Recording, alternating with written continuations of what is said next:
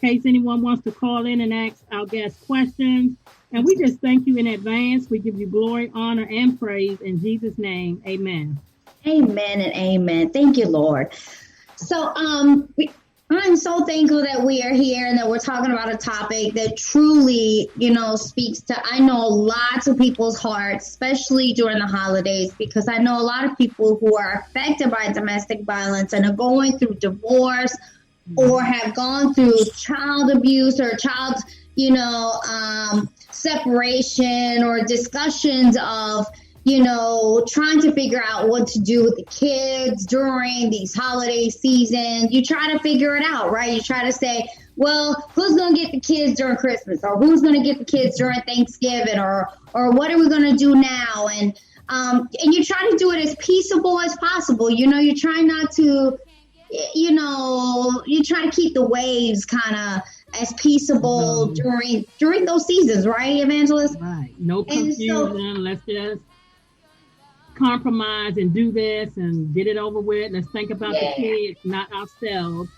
Right. But it doesn't always work out like that. It don't. It doesn't.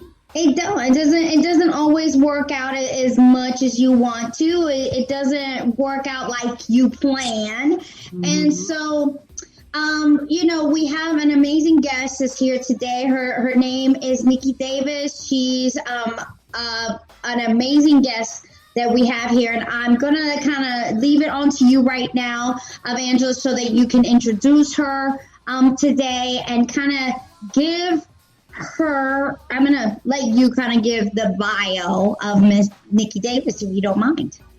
Okay. Okay, our guest, Ms. Nicki Davis, is a domestic violence survivor and advocate. She has 6 years free from her abuser and is currently advocating for and in those who have survived domestic abuse. Currently, she is making her way through the judicial system to raise awareness of what survivors and victims go through trying to co-parent with their abusers. She is also very passionate about domestic abuse and wishes to do everything in her power to make a change in how society views victims and survivors. She has a bachelor's in psychology and is pursuing her master's in hopes of one day being able to counsel those in need. So if you will help me welcome our guest, Miss Nicki Davis, to Guidance to a Good Heart. Hello, Miss. Hello, thank you so much. How are you, Miss Nicki? Thank you. I'm so glad you're here. I am doing well. Thank you. I'm doing really well, and I'm so excited to be here. And thank you for having me. I'm very, very, very honored to be here as well. We're glad to have you. So glad to have you. So glad to have you. It's truly an honor. Truly an honor. Like we said, a lot of times it could be kind of difficult to kind of, steer through the waves of, going through a parental separation, especially when you're going through a systematic campaign of, parents discrediting one another, a developmental issue of both of them saying, hey, I want the kid for 1 month. And even if they're going through a court system where they say, well, I'll have it for this month, well, I have it for that month. And especially when they're first going through a divorce, especially if there's been about, a child abuse or child custody or domestic violence or whatever the case may be, there could be a character assassinations between them. And so, and it doesn't matter. This is we don't want to put gender on this, but, determination of alienation. If you can give us what parental alienation means, if you can give us a quick definition of that. That way our listeners can listen in on what is parental alienation. Absolutely. So parental alienation is basically one of the parents not complying if there is a court order in place, not complying with allowing the other parent to have access when they're supposed to.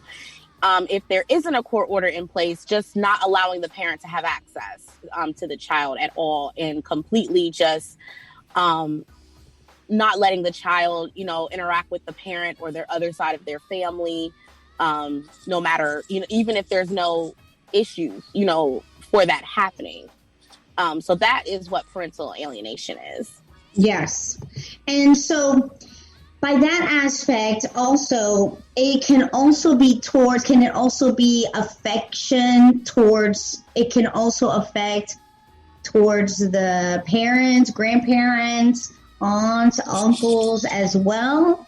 Can parental alienation affect that as well? And so towards the holidays, we find that it can rangely affect, maliciously affect all of the family, not just the mom or the dad, right? Mm-hmm. It can affect absolutely everybody. And so we find that it's grossly overcompasses the holidays, correct? Yes, absolutely. Yeah. And so what exactly do our listeners need to understand when they're dealing with parental alienation? What are the biggest aspects of parental alienations that are the biggest spans of range that we need to look at when they're being parental alienated against their child?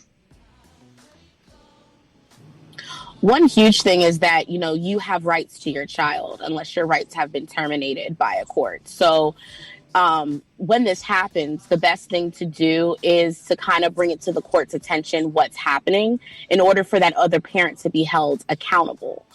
In some situations like my own, because I reached out to dad and my family reached out to dad, and he just completely shut us all out. Sometimes you can try to use a family member to try to reach out for you if they're just not, if you guys just can't seem to have a dialogue. But in some cases, even the other parent is not, in my case, they're not going to even respond to that. They're non-compliant. Correct. So going to the court is the best option to hold them accountable, because they can be found in contempt and their access to the child at that point is in jeopardy. Right. And so what exactly do they need to include to get more access? Do they need to get a guardian ad litem? Do you feel that, that maybe that will help? Because, of course, all of us here are not lawyers, not one of us here. Anybody on this panel, none of us are lawyers.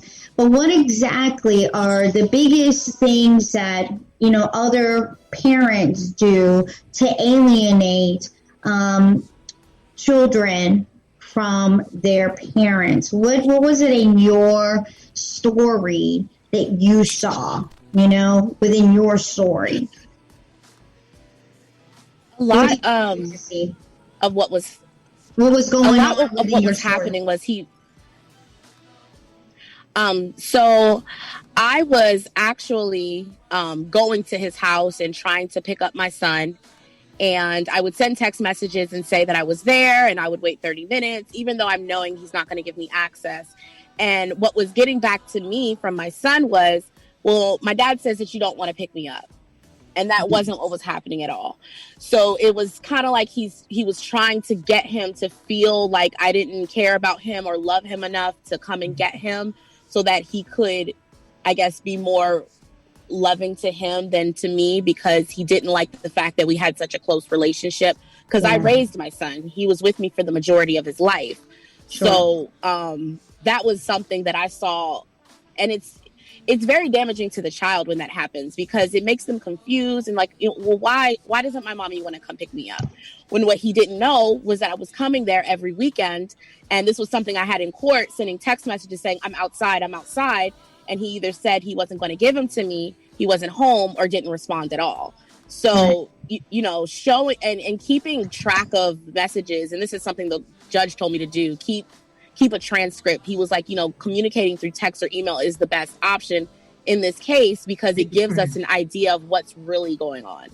Paper trail speaks volumes. And Cynthia, to the question you asked about what can you do, because you said we're not lawyers. I work with lawyers who work with social services in cases like this. So in some cases, they would need to get an attorney for the child to be that mediator, Yes. that third party to Yes. intervene. But sometimes that still is not enough. No. Because sometimes the other person will still go against what they're supposed to do, even if they have a court order. They will still ignore it. Sometimes they may comply with it when it's first put in place.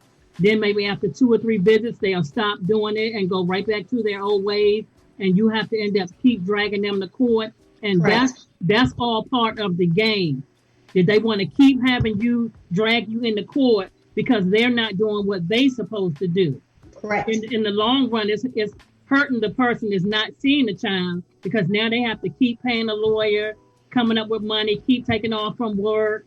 Yes. And that's damaging to a person because some jobs are not understanding when you keep taking off every month for court and all those kind of things. Some are, but a lot of them aren't. But that's what they do. A lot of cases does appoint a guardian ad litem for the right. Mm-hmm. Yeah. So,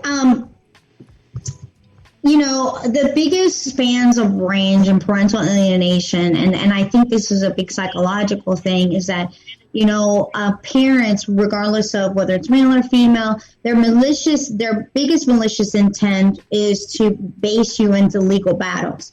Their reckless accusations is to keep it careless. Mm-hmm. And they don't care about the emotional abuse of the children. Am I correct in assuming that?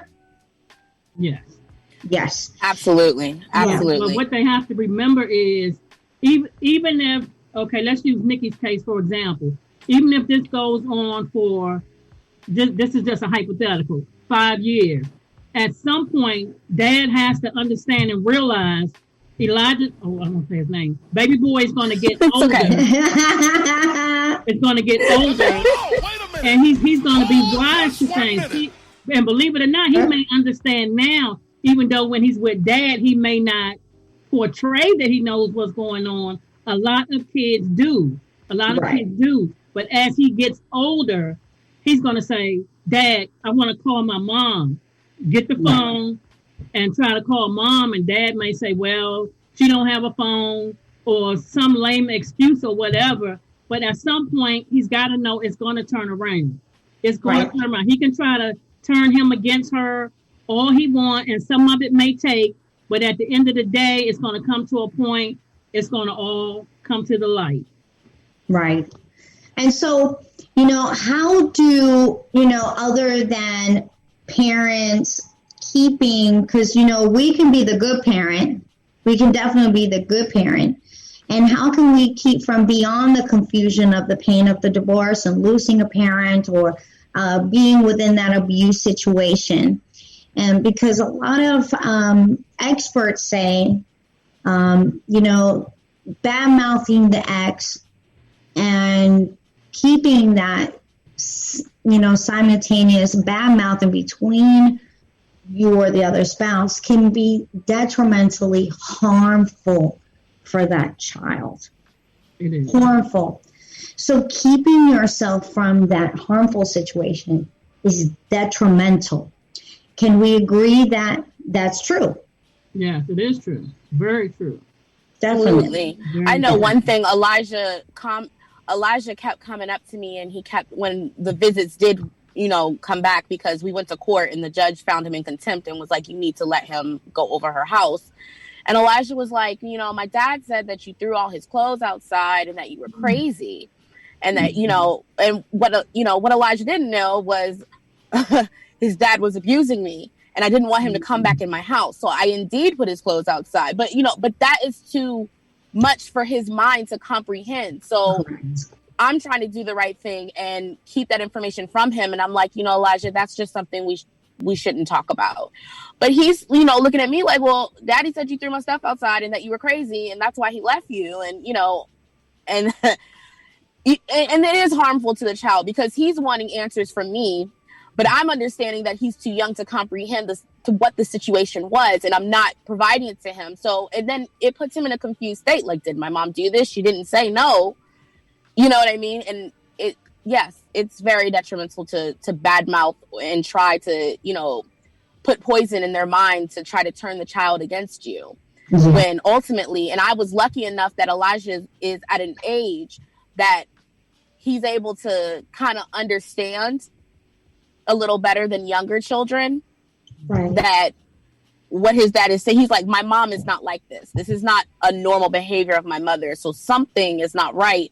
He's like, I don't think you did that. And I was like, well, we're not going to talk about that. I just kind of came into a stone wall at that point. So I didn't want to get into it with him and disclose all of that personal information. Right. And you know what? That can be really hard when the dad is bad mouthing you, and then child comes and say, Mommy, did you do this or do that? And by you protecting him and not telling him everything, that still kind of can go bad in your favor to a degree, because like I said, if you don't deny that you did it, he not saying your child does, but some children may say, well, Mommy didn't say she didn't do it, so she must have did it. But at the same time, sometimes I think to a degree, you have to let them know, and I'm not saying you have to tell them, well, your daddy was beating me and he gave me a black eye, things like that. I think you have to think of a way to tell them something was going on, me and your daddy just wasn't getting along, or something, to give them an idea so they have some comfort of an answer to why these things happen. Right. So sometimes it may be a little hurtful to them to not tell them something. Right. I'm not saying tell them all the details, but kind of go around it with them, again, depending on their age and depending on what you think they can comprehend.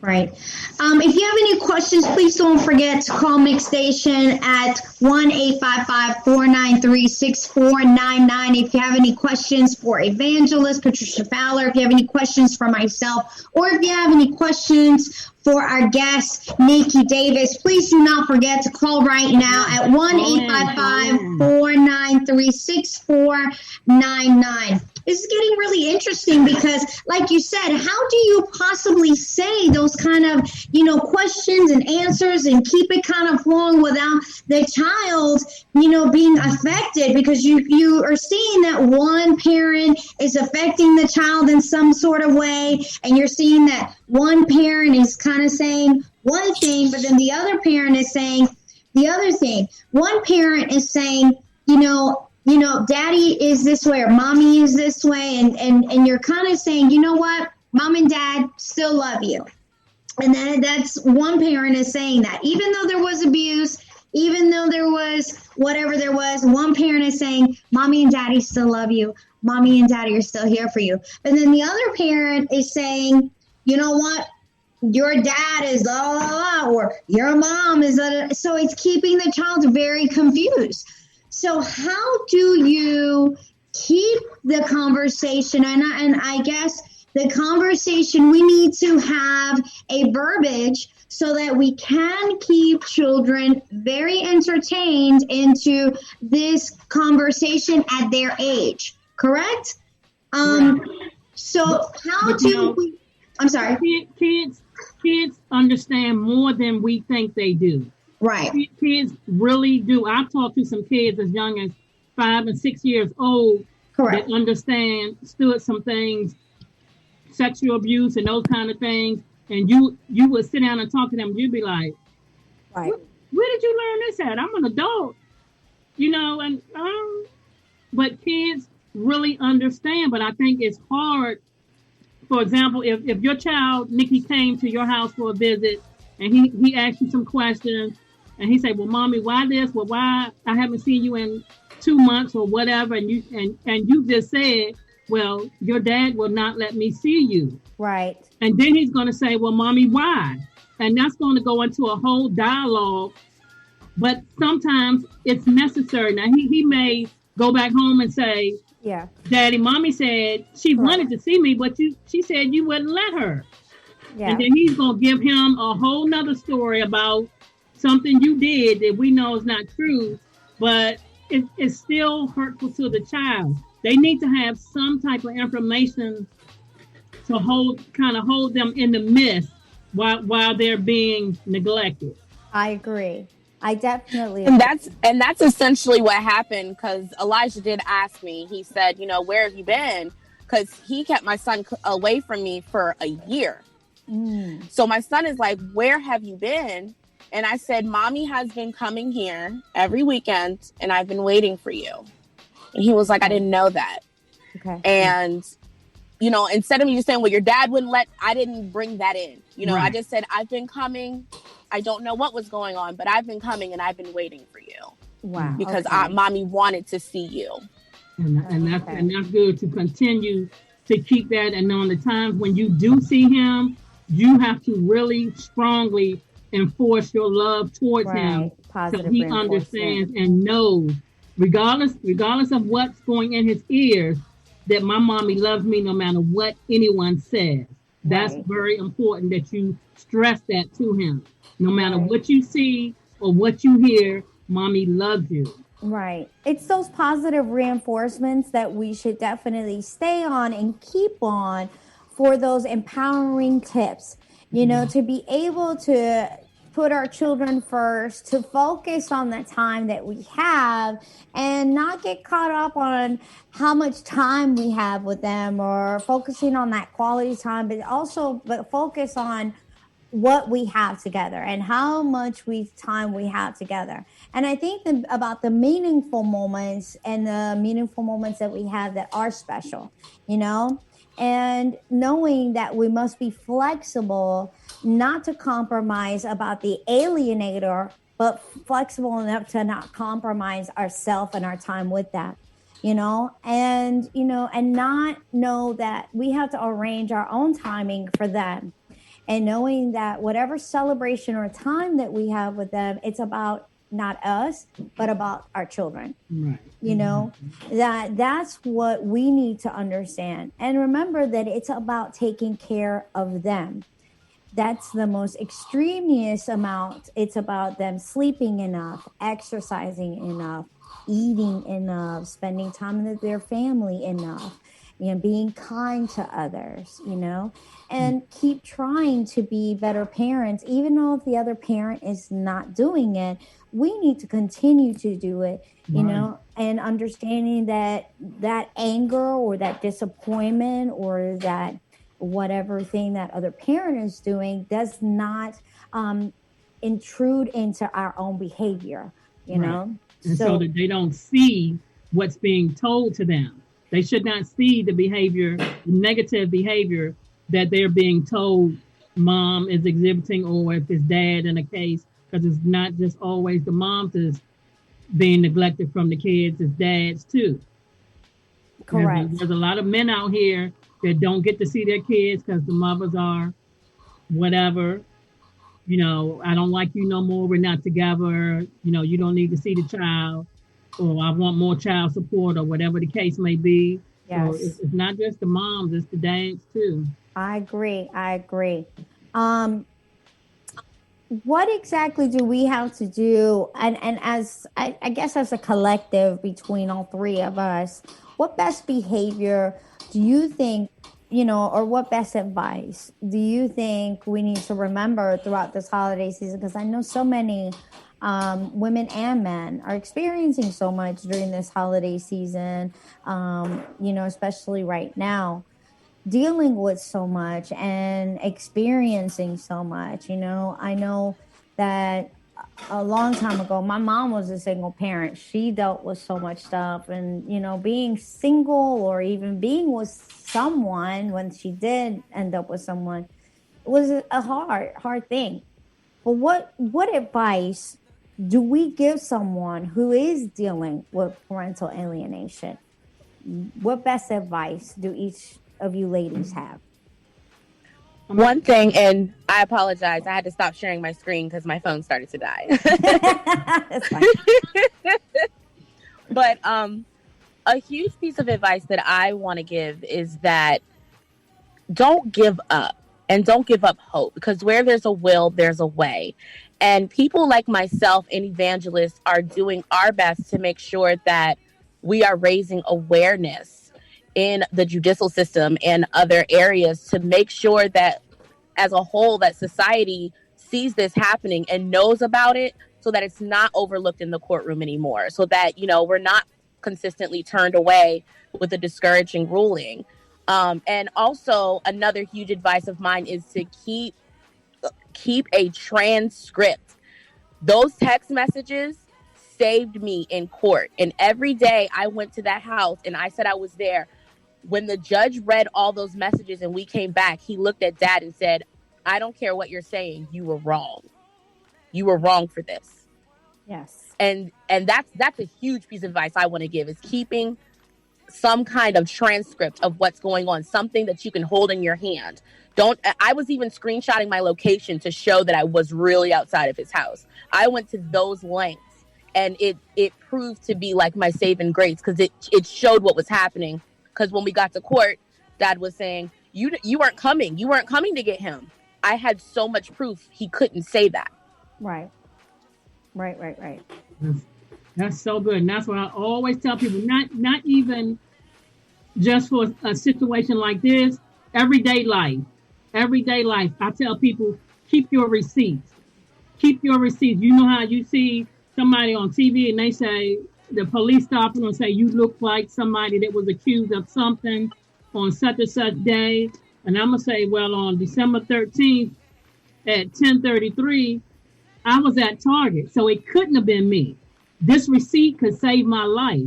And I just think it's very important to keep a paper trail, keeping your text messages, your emails, get a journal, and day to day, write down whatever happens, day to day. Some people you can do it in your phone. It's a note section in your phone. And just everything that happens, write it down. I called, nobody answered. Write it down. I called, I left a message.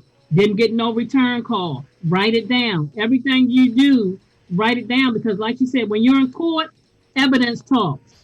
Evidence talks. Yeah. And that's what's important. I want to see. Don't just tell me, because that's not going to get it. What you had when you come in there like this and with your notebook and folder, this is what the judge wants to see. He doesn't want to just hear you running off your mouth. Well, she did this, she did that. Your Honor, here's a list of the dates I went to the premises. Here's a receipt for the items I bought for my child that he would not let him have. Here's the days I called. Here's my phone log. That's what they want to see. So you have to be aware of what you're doing and make sure you are keeping good track of it. And then make sure you have a copy of that too. Just in case for some reason, he might tell the child, if you see your mother's tablet or book, get it and bring it to me. You never know what they're thinking. You never know what they're thinking. So it's always good to have a backup copy somewhere, but keeping a paper trail is worth, you can't even put a money amount on it of what it's worth. But in court, it's worth a lot. It's worth a lot. Yes, that's good. And I feel like, just to include a couple more things. Remember that your children have feelings just like you. Remember that they try to resolve a lot of these actions as much as you do. They experience low self-esteem, high self-esteem. They feel sense of failure sometimes when they feel that the disbelief of their parents going through failures. And, experiencing when there's something, a hurting feeling. And make sure that you look at your child when they're feeling down, when they're feeling hurt. Make sure that you look at them. And if you see something wrong, make sure you address that. Go to them and talk to them. Mm-hmm. Don't just overlook that feeling. Make sure you talk to them at eye level or get close to them and say, if you're going through something, are you okay? Mm-hmm. Hug them when they need to be hugged. Feel what they're feeling. When they're feeling sad, when they're feeling angry, don't just overlook that feeling. Are you angry today? And use feeling words. Are you angry today? Are you sad today? Are you, or what happened today? Make sure you talk to them, If they feel like they have been told a lie, make sure you ask them, do you feel like you've been told a lie? Make sure that you ask them those feelings so that they know what disloyalty or trust or forgiveness looks like. Because if they don't know what those feelings look like, or then they'll distrust for the rest of their life. And so make sure that you talk to them, because if not, then they'll consider not to trust anybody the rest of their lives. And remain calm, because, sometimes we overanalyze and we overstretch things for the rest of our lives. And when a child tells us something, the first thing that we want to do is throw things off the handle. We get overly tempered. We lose our temper. We reject our children. We insult our exes right in front of them. But what we need to do is slow down, take our time, go into another room, close the door, and count to 10. And so that's what we need to do, is close the door, take our time, and breathe. When our small children, especially our small children, say something to us that may not be something that they heard. So that's something we do need to do, because sometimes we just overly do it in front of our kids. And if we hear something from our kids, we have to go away from them for a minute, and remember that they're just kids and they don't need to be in between things. That's a remedy. That's a remedy for an explosion. Right. And even while their minds are being poisoned by the one parent, the actions they see of the mother, like in Nikki's case, the actions her son sees of her, how she acts, what she's doing and things like that, even though her son, dad, is telling her negative stuff and bad stuff about her, he can see that my mommy is not doing these things. So even though he's getting it, seeing it is something different. So that's going to help him too. And like I said, he may understand more than what is known right now. And maybe he's not saying anything, because trust me, kids know how to go in survival mode. He may not be saying anything to dad because he knows if he says something, he may get in trouble, or dad may get mad with mom. So in his heart, he knows mommy didn't do this. Mommy really does love me and she wanted to see me, but dad is up to something. So, but he may not be verbally expressing that to you. Right. And remember, a lot of kids will protect another parent. Of course. Probably because they love them, or they care for them, or, hey, if I say something and I saw the first reaction of the other parent and they saw the explosion, they'll probably protect them and say, well, I don't want to say that ever again. I don't want to do that again, And if they see it again, they'll probably say, I don't want to do that ever again. So they'll continue to protect that other parent. So, giving them that covering, that love and that affection and that, hedge of protection by saying, well, I still love you and I still care for you. And it's okay if you told me this, letting them and reassuring them, giving that reassurance that it's okay for them to tell you whatever, no matter whatever it is, it's all right for them to tell you. Let them tell you whatever it is. It keeps them, that door always open and never shut. So that way they can always trust you, so that way they can tell you things. You want your children to be open with you. I don't know if there's anything else, ladies. I know that it's Christmas time, and I'm thankful for, and it's a great season. It's a great season, but it's also a season that things can happen. We want to take care of our kids, and we want to make sure that our kids get taken care of. Nikki, are you thinking of writing a book soon? I've been asked that a lot. I think when I kind of calm down in the political field, because I've been reaching out to judges, and I recently had a meeting with the mayor of my local town in regards to this issue. So I think when I kind of calm down in those areas, I'll sit down and I will compile one, because I've been asked that question a lot. And I think that my story is something worth telling, because I got into this because because I'm a recovering alcoholic, and a lot of things I agree with you as far as like figuring out alternative ways to cope and deal with things, because in my abusive relationship, that's how I coped. And then it was something that I took with me. So I had to learn how to deal with my emotions without alcohol. And when when I got my DUI and my son was first placed with his father, I kind of went online and I saw that this was something that happened to a lot of survivors and victims of abuse. And it's what drove me to become an advocate and say, hey, there has to be a change here. So I do feel like my story would reach a lot of people and, maybe potentially help a lot of victims, say, hey, I don't have to deal with this anymore because she did it and she was in such a headspace, but she got out of it, so I can too. So I think that is something I am thinking about doing. That's wonderful. Yeah, let us know. Would love to be able to have you back on the show. And me and Evangelist would love to have you back here on the show. Yeah. That is so good heart. And we would love to be able to hear more about the book. That would be awesome. Evangelist and I would be on top of that one, and maybe get you back with somebody else so that we can hear more about it and hear more about parental alienation and how that is going and stuff.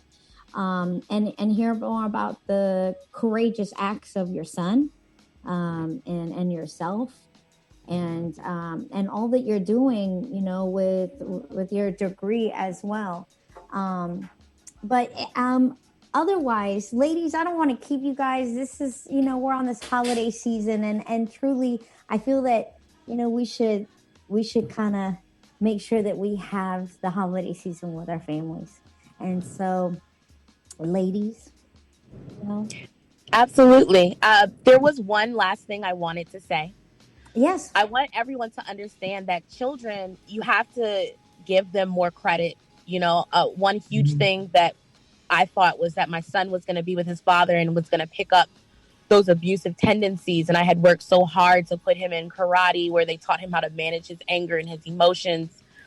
And my son still remembers those lessons to this day. Wow. And he tells me how much he enjoyed going to karate and the things that he learned in therapy and in karate about managing his anger and how he will not hit females because that is something that I really did tell him that was wrong. And the fact that he still, even though his father kept him away from me for a year, even though all of this stuff has transpired, the lessons that I taught him that sat with him and resonated within him, you have to give kids credit because they're resilient and they're very smart. Right. And that's something to also keep in mind, even if you're going through this alienation, that the things that you may have been able to establish in them before it happened, they stick. That's true. Right. That is true. And yeah. Kids remember things. Even babies can remember stuff. Kids remember things. They really do. They really do. They truly, truly do. I'm glad that we were able to end it on a positive note, saying that, your son was able to learn those valuable skills, able to learn those skills and able to learn how, he knew all those things through karate and things like that. And I'm glad because, even my own two boys, I have told them that same thing, that I don't want them to hurt women, that I don't like them to even put their hands on girls. Don't put your hands on any girls. don't even scream and don't let any girls put their hands on you. Yes, right. Anything goes. Hold on, wait a minute. It goes both ways. Hold just 1 minute. All right, Nick. Yeah, exactly. Goes both ways. We got to get it from both sides now. both sides now. Yes. I think we should end this with a little bit of Christmas music before we all head on out here. I think we should end this with a little bit of, before we get on out here, I think we should end this with a little bit of Christmas music. And just to say goodbye to everybody. Evangelist, I'm so thankful that you were here. I love you so much. And Nicki, you are an amazing guest. I'm so thankful, like always. You guys Thank you. Beautiful. You are lovely ladies of God. Both of you. You're beautiful. Amen. You are lovely. I love you. Likewise. And thank God. Likewise. Thank God loves you guys too. Yeah. Thank you, guys. Thank you. Thank you, Nicki. Thank you, Nicki. Thank you. Bye. Thank you, guidance to a good heart. Be blessed, everyone. All right, guys. Bye. God bless you.